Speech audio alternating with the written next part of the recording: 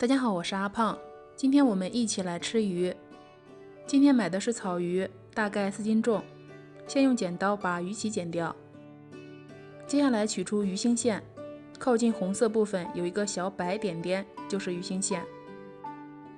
边拍边拉，把两面的鱼腥线都要取出来。鱼头今天就不吃了，用来炖汤喝。接下来把鱼肉切成宽约5厘米的段。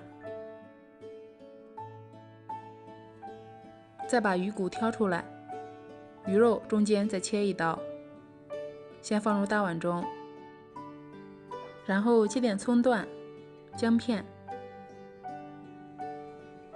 加入1勺盐，放入切好的葱段、姜片，抓均匀，腌制10分钟。再准备1头半的大蒜，把它剁成末，然后再准备1块老姜，切成姜末。接下来用烧好的热油烫一烫，再加入蚝油、2勺生抽、1勺老抽，调料的盐味已经够了，就不用再加盐了。搅拌均匀，然后放一边备用。鱼肉腌好后，把里面的葱段、姜片挑出来，再准备1只小碗，打入1个鸡蛋，倒上鸡蛋液，再搅一搅，使每块鱼肉裹上蛋液，然后加入2勺淀粉，再次搅拌均匀，裹上1层薄薄的淀粉糊就可以了。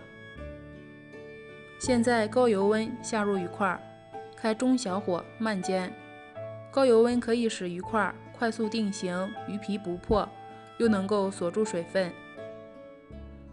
煎至一面金黄后，要记得翻个面，像这样2面金黄就可以了。然后用漏勺控油捞出，放入大碗中。接下来把调好的料汁加进来，用筷子轻轻搅拌均匀，再转移到大盘中。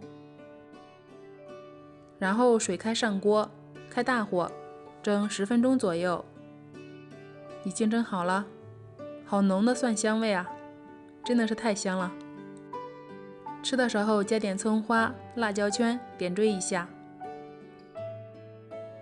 直接蒸草鱼蒸出来是不好吃的，可以先煎一煎，然后用蒜蓉拌一拌，再蒸一蒸，这样做出来才好吃。吃起来蒜香扑鼻，鱼肉鲜嫩。今天的视频就分享到这里了，我是阿胖，谢谢您的观看，我们下期节目再见。有时间的话可以试试这道菜哦，真的很不错。